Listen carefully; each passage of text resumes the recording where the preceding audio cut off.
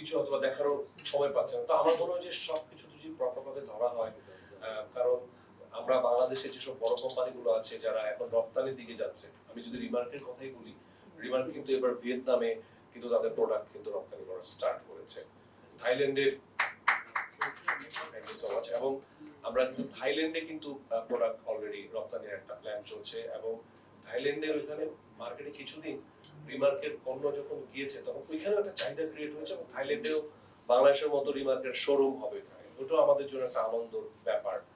এবং 1000 বিলিয়ন ডলারের যে হালাল যে পণ্য, সেই মার্কেটেও কিন্তু রিমার্ক অলরেডি প্রবেশ করে ফেলেছে, কিন্তু হয়, কিন্তু আমাদের মানুষরা আমরা ইউজ করতে পারছি না, ওটা আমাদের কাছে খারাপ লাগে। আরে আমাদের দেশে গার্মেন্টস শিল্পের টি শার্ট তৈরি হচ্ছে, আমরা কেন ইউজ করতে পারবো না?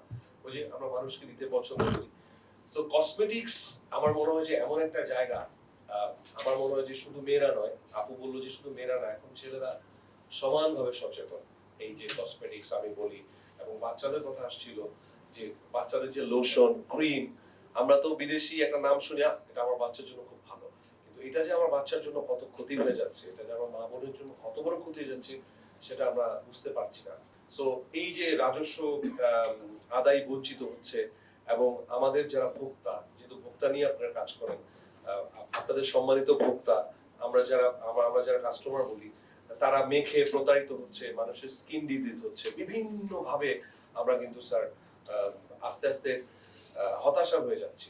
শুধু মানুষ হতাশ হচ্ছে না, আমি বলবো যে বড় বড় কোম্পানি দেশের, বাংলাদেশের যে কোম্পানিগুলো যার নাম লেখা আছে লিলি, নিউর, হার্ল্যান্ড, এই ধরনের বড় বাংলাদেশের কোম্পানিগুলো কিন্তু আস্তে আস্তে হতাশ হয়ে যাবে। আপনারা যদি ওই জরিমানার সিস্টেমটা আরো স্ট্রংলি যদি না করেন, তাহলে এই বড় কোম্পানিগুলো হারালে কি হবে? তখন ওই অসাধু ব্যবসায়ীরা লাগেজে করে মাল নিয়ে আসবে, আমার বাচ্চাটা স্কিনে ডিজিজে মরে যাবে, আমার বোনটা, আমার মাটা, তারা এইসব ক্ষতির সম্মুখীন হবে। সো বেশি বেশি এগুলোর দিকে একটু স্যার যদি নজর দেন, তাহলে সরকার রাজস্ব আয় হবে, ভোক্তার মানও নিয়ন্ত্রণ হবে, সবকিছুই হবে। সো আমার বক্তব্য আর বেশি দিব না, আমি আমার আবেদনগুলো করে গেলাম আপনার কাছে, আশা করছি আপনার বক্তব্যে আপনি এগুলো আরো ক্লিয়ার করে সুন্দর করে বলবেন। থ্যাংক ইউ সো মাচ, এবং সবাইকে সালাম। অসংখ্য ধন্যবাদ।